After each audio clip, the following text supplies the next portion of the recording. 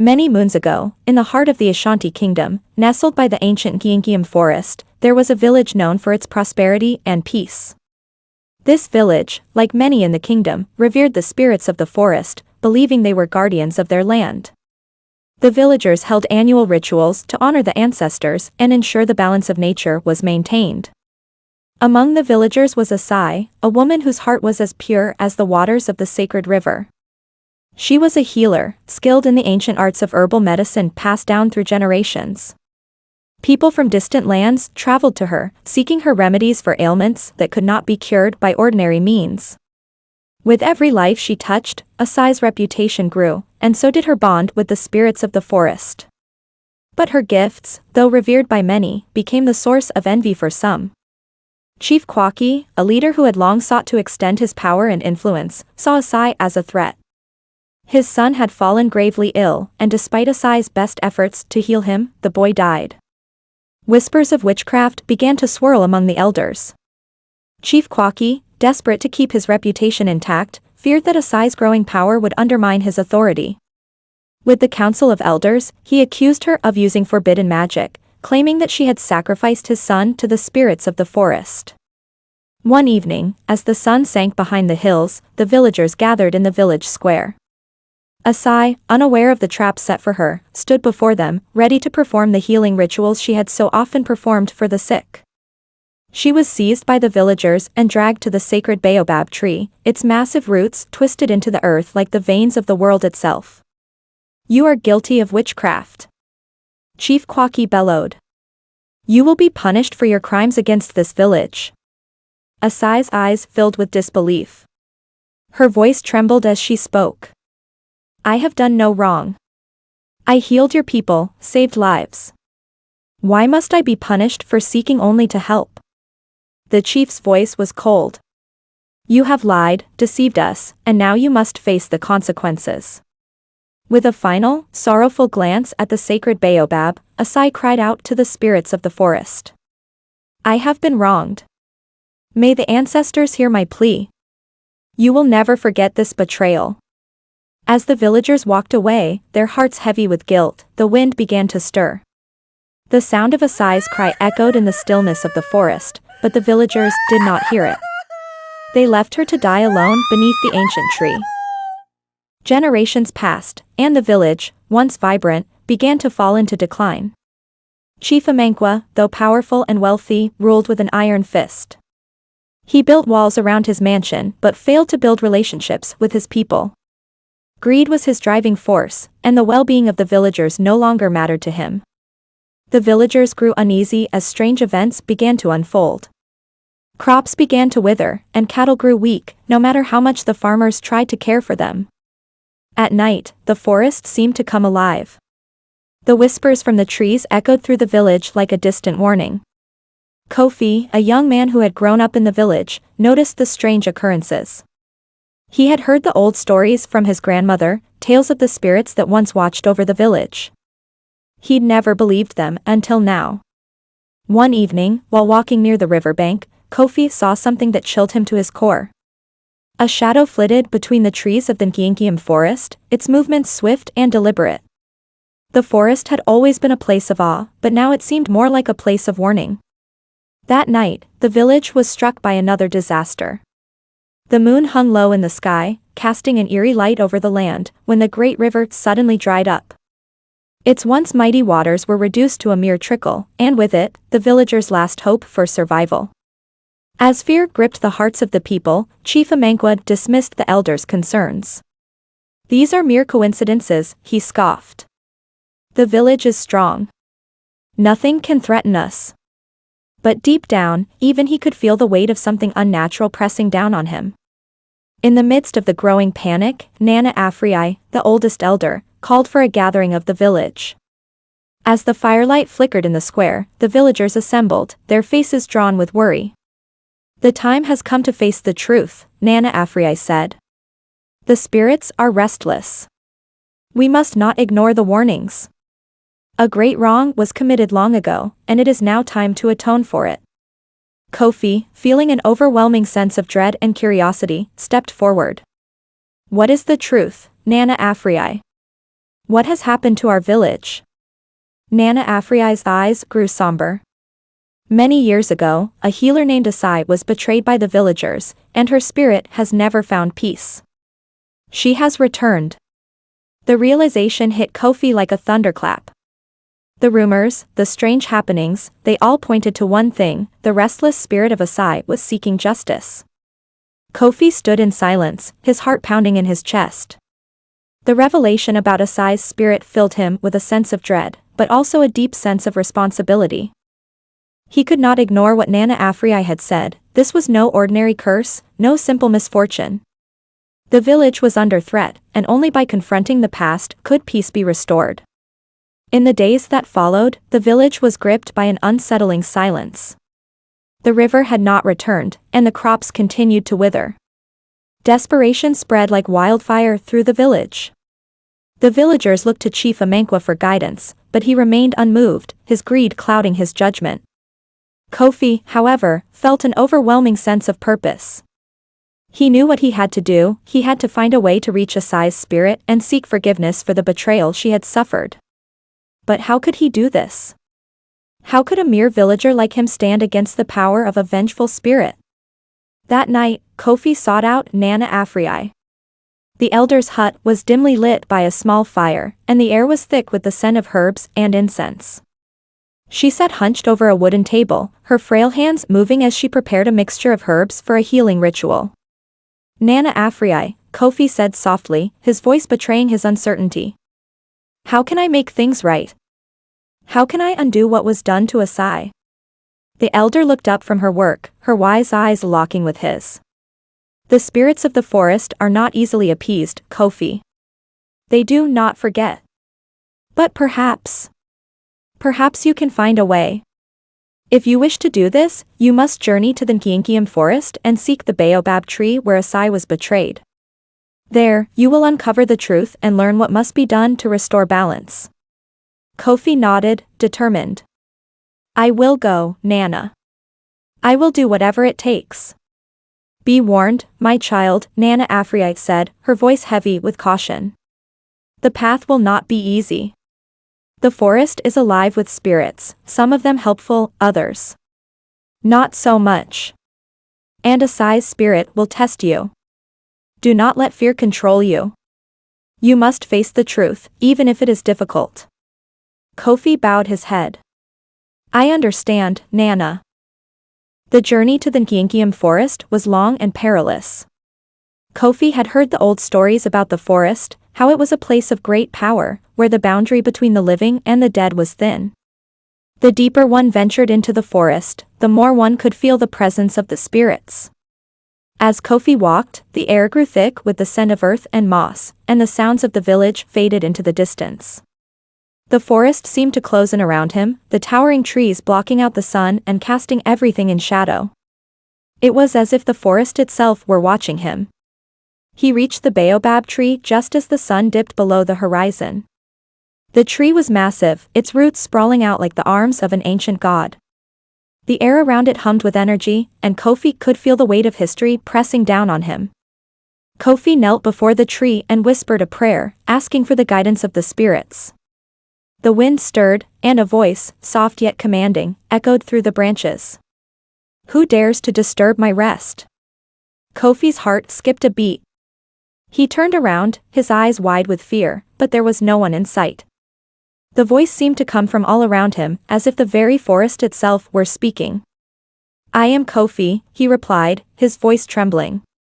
I have come to seek the truth. I seek forgiveness for the betrayal of Asai. The wind howled as a figure emerged from the shadows. At first, Kofi saw only a faint silhouette, but as it drew closer, the shape became clearer. The figure was that of a woman, dressed in flowing white robes that seemed to shimmer in the dim light. Her face was obscured, but her presence was powerful and commanding. I am Asai, the spirit said, her voice both sorrowful and vengeful. You come to seek forgiveness, but do you know what has been done to me? Do you understand the depth of the betrayal? Kofi swallowed hard, his throat dry. I know that you were wronged, Asai. The chief and the villagers betrayed you, and I have come to make things right. Asai's form flickered, and for a moment, Kofi saw her as she once was, alive, beautiful, and full of life. Her eyes were filled with pain as she spoke again. I was not just betrayed by one man, Kofi. I was betrayed by all who I trusted, those whom I healed and helped. I gave everything for this village, and in return, they condemned me to die alone in the forest. Do you truly think you can fix what has been broken? Kofi stood tall, despite the fear that gripped his heart. I will try. I can't undo the past, but I can help the village understand the truth.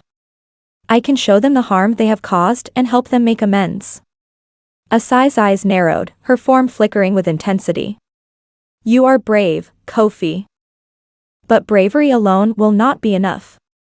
You must face the consequences of this betrayal, and prove to me that the village is truly worthy of forgiveness. The forest fell silent, and the air grew thick with anticipation. Kofi knew that the hardest part of his journey was just beginning. Asai's voice grew sharper, filled with the weight of centuries of pain. The village must show its remorse. Only then can peace be restored. But do they truly understand the cost of their actions? Kofi nodded firmly. I will make them understand, no matter the cost. The spirit then waved her hand, and the ground trembled beneath Kofi's feet. The world seemed to spin as ancient visions of the betrayal flashed before his eyes. He saw Asai, bound and helpless, being dragged by the villagers to the sacred baobab tree. He saw the pain in her eyes, the hopelessness as she cried out to the spirits for help, but no one came. Then, the vision shifted. Kofi saw the chief, Amankwa, sitting on his throne, dismissing the cries of the villagers who were too afraid to speak out. He saw the elders, too afraid to challenge the chief's authority, turning their backs on the healer who had once saved their lives. When the vision faded, Kofi was left standing before the baobab tree, his heart heavy with the weight of the truth. Do you understand now, Kofi? Asai asked, her voice softening. This is the price of betrayal. It is not just the spirit that suffers, but the living as well. Only when the villagers truly repent can I rest. Kofi took a deep breath. I will return to them. I will make them see what they have done. Kofi's heart raced as he made his way back from the Nkiankiam forest. The journey had been long, and the weight of Asai's words echoed in his mind. The truth had been revealed to him, yet it was a burden that he could not carry alone. The village, the very heart of the betrayal, had to understand what they had done. They needed to face the consequences of their actions. As he approached the village gates, the familiar sights of his home brought no comfort. Instead, he felt a growing tension, an unease in the air. The villagers, busy with their daily tasks, seemed unaware of the impending storm. Kofi knew that the time for reckoning was near. Chief Amankwa was seated in his usual spot by the fire in the village square, surrounded by his advisors. His smug expression faded as he saw Kofi approaching. The young villager was no longer the naive boy who had left, he had been to the forest, had spoken to Asai's spirit, and now there was a fire in his eyes. Kofi. Chief Amankwa called, his voice filled with mock surprise. What brings you back from the sacred forest? I trust you found what you were looking for. Kofi's eyes burned with the resolve he had gained on his journey. I found the truth, Chief, he said, his voice steady but firm. And the truth is that the village is cursed. The spirit of Asai has returned to seek justice for the wrongs you and the villagers have committed against her. A murmur of surprise rippled through the gathered villagers. The chief's expression darkened. You speak nonsense, Kofi.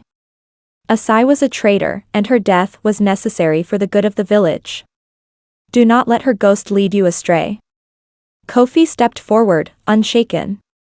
The truth cannot be ignored, Chief. I have seen it with my own eyes. I spoke to Asai's spirit. She was betrayed by you and the villagers, the very people she healed and cared for. It was your greed and fear that led to her death, and now the spirits are demanding justice.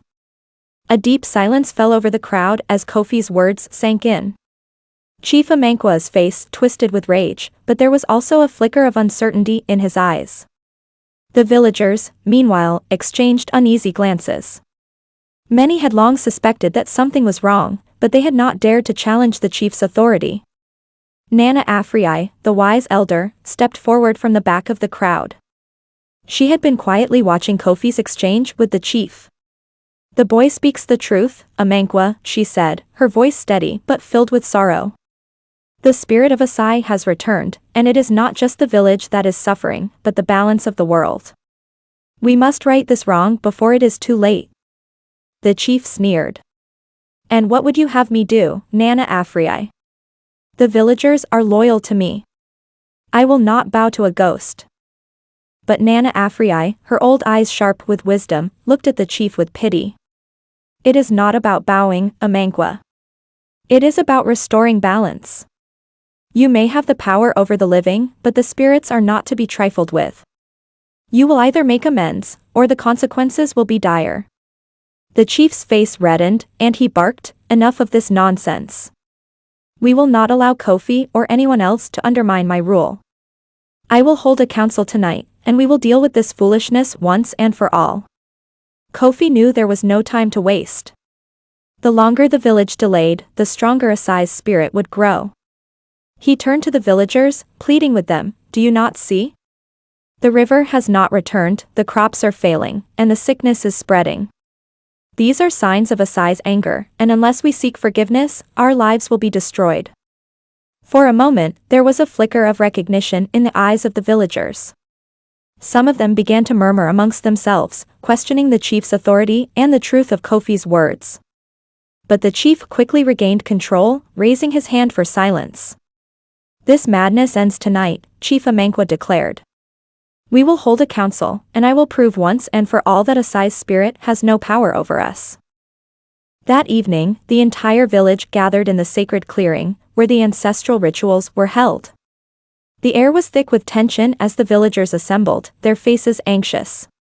Kofi stood among them, heart heavy with the knowledge that the moment of reckoning had arrived. Nana Afriai had arranged for the ritual to be performed, though she knew that it would not be easy. She had instructed the villagers to prepare offerings, to show their remorse for the wrongs they had committed. The scent of incense filled the air, and the soft chant of the elders began as they prepared the sacred space. Kofi could see that the chief was growing increasingly agitated. He had not expected the ritual to turn against him. His power was slipping, and he could sense that the spirits were not with him. He clenched his fists, his jaw set in defiance. As the ritual began, the villagers stood in a circle, their eyes closed in solemn prayer. Kofi, standing at the center, felt the weight of the spirits pressing upon him. He could hear faint whispers on the wind, the voices of ancestors long past. Then, suddenly, a gust of wind swept through the clearing, and Asai's voice filled the air. "Who dares to summon me?" the voice echoed, both mournful and angry. Kofi stepped forward, his voice trembling but strong. "It is I, Kofi. I have come to seek forgiveness for the wrongs done to you and to the village." Asai's form appeared before them, shimmering in the mist, her face twisted in pain. "You, Kofi, have done well by speaking the truth," she said, her voice like the wind rustling through the trees. "But the village must do more than simply apologize. They must show their remorse through action, through unity, and through respect for the ancestors." Kofi turned to the villagers, his voice strong as he spoke. "This is not just about words. It is about showing the spirit world that we are willing to change. We must come together, as one, to restore balance." Chief Amankwa's face grew pale as he looked at the spirit before him. He knew that his time was running out. "What must we do?" he asked, his voice quivering. Asai's spirit floated before them, her eyes filled with both sorrow and hope. "You must renounce the greed and fear that led to my betrayal. You must offer your apologies to the ancestors and prove your commitment to the truth. Only then can peace be restored." The chief's defiance faltered, and for the first time, he bowed his head in humility. I will do as you ask. For the village, for the ancestors, and for Asai." The ritual continued deep into the night, and as the first light of dawn broke over the horizon, something extraordinary happened. The river, which had been dry for weeks, began to flow again, its waters sparkling with life. The crops, once withered, began to bloom with new vitality. And the sickness that had plagued the village started to subside. The village had been redeemed. As the villagers gathered in the morning light, their faces filled with awe, Kofi stood by the baobab tree, his heart swelling with hope. Asai's spirit had been appeased, and peace had been restored to the village. But the most important lesson had been learned: betrayal, greed, and fear had no place in a community built on unity, respect for tradition, and the guidance of the ancestors. The villagers watched in astonishment as Chief Amankwa, once proud and untouchable, bowed his head before Asai's spirit. His voice, trembling with fear and shame, broke the heavy silence. "I admit my wrongs," he said. "I allowed fear and selfishness to guide my decisions. We wronged you, Asai, and for that, I seek your forgiveness." Asai's form shimmered, her expression softening slightly. "Words are only the beginning," she said, her voice echoing with an ancient power. "Show your remorse with actions. The river has dried not because of my vengeance alone, but because this village has forsaken the ways of our ancestors. The greed, the lies, and the broken trust among you have disrupted the balance. Restore it." Nana Afriai stepped forward, her staff thudding against the earth as she spoke. "Asai is right. The village has strayed. We must remember our roots, our unity, and our respect for the sacred traditions. Tonight, we will complete the ritual of atonement." Nana Afriai instructed the villagers to prepare for the most sacred of rituals, the Krankra Naira, a ceremony of cleansing and renewal. They gathered sacred herbs, calabashes of water from the last remnants of the drying stream, and crafted intricate offerings made of palm fronds and gold dust, symbols of purity and wealth surrendered in humility. The villagers, united for the first time in years, formed a circle around the sacred tree at the edge of the village. Kofi stood beside Nana Afriai, his heart swelling with hope. The chief, stripped of his usual regalia, knelt humbly with the villagers, his head bowed low. As the chanting began, the air grew heavy with a mystical energy. The rhythmic beating of drums reverberated through the clearing, merging with the whispers of the spirits. Nana Afriai raised her staff, her voice carrying the prayer to the heavens. "O spirits of our ancestors, hear our plea. We come to you in humility, seeking forgiveness for our wrongs. Accept these offerings, and guide us back to the path of harmony." The villagers echoed her words, their voices trembling with sincerity. The offerings were placed at the roots of the sacred tree, and the water was poured over the ground, symbolizing the cleansing of their sins. Suddenly, a brilliant light engulfed the clearing. Asai's spirit, now radiant and serene, stepped into the circle. "You have begun to mend the bond that was broken," she said. "But remember, this is only the first step. The ancestors demand not only words, but lasting change. You must uphold the values of truth, unity, and respect in all that you do." As the villagers stood in awe, Asai extended her hands toward the sacred tree. The earth trembled, and a stream of clear, sparkling water burst forth from its roots, flowing freely through the clearing. Gasps of wonder filled the air as the villagers realized the river had returned. "This is my gift to you," Asai said. "Guard it well, for it is a symbol of life and harmony. Betray it, and the balance will once again be broken." Kofi stepped forward, tears streaming down his face. "Thank you, Asai. We will honor your memory and the ways of our ancestors. Your story will never be forgotten." Asai's spirit began to fade, her form dissolving into the night air. But before she vanished completely, her voice lingered. "Kofi, you have shown great courage and wisdom. The ancestors smile upon you. Led your people well." The next morning, the village awoke to the sound of the restored river flowing joyfully through the land. The crops seemed to stand taller, the air felt fresher, and the villagers themselves were transformed. The events of the previous night had left an indelible mark on their hearts. Chief Amankwa, humbled by the experience, announced his resignation as leader. "I am not worthy to lead this village," he said. "Let someone with a pure heart and a clear vision take my place." The villagers unanimously chose Kofi as their new leader. Though young, his bravery and wisdom had proven him worthy. With Nana Afriai as his advisor, Kofi vowed to guide the village with fairness and integrity. Under Kofi's leadership, the village flourished.